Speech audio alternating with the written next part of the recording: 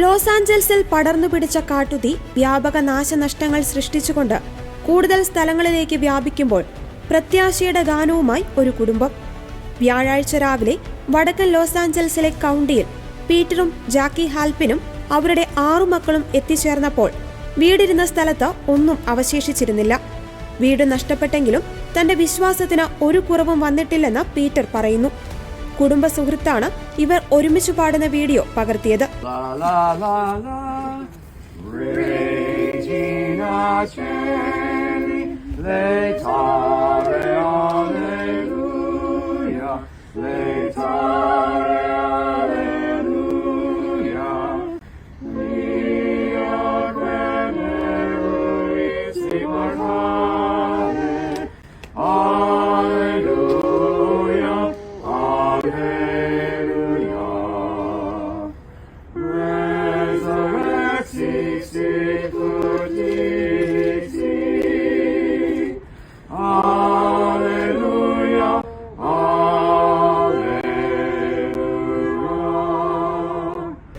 Video ഇന്റർനെറ്റിൽ post ചെയ്തതോടുകൂടി ദുരന്തത്തിനിടയിലും സമാധാനത്തിന്റെ ദൂതാകുവാൻ ഈ വീഡിയോയ്ക്ക് കഴിഞ്ഞു.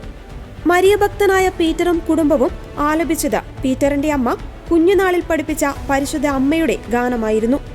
വർഷങ്ങളായി കുടുംബ വീടിന്റെ വീട്ടുമുറ്റം കുടുംബാംഗങ്ങൾക്കും സുഹൃത്തുക്കൾക്കുമൊപ്പം സംഗീത പാർട്ടികൾ നടത്തിയിരുന്ന വേദിയായിരുന്നു. ഞങ്ങളുടെ ബാല്യകാലത്തിന്റെ ഓർമ്മകൾ ചാരത്തിൽ നിൽക്കുകയാണെങ്കിലും ഞങ്ങൾ ഇപ്പോഴും ജീവിച്ചിരിപ്പുണ്ട് എന്ന പ്രത്യാശയോടെയായിരുന്നു പീറ്ററും കുടുംബവും പരിശുദ്ധ അമ്മയുടെ ഗാനം ആലപിച്ചത്. കോൺക്രീറ്റ് ബിസിനസ് നടത്തുന്ന കരാറുകാരനാണ് പീറ്റർ.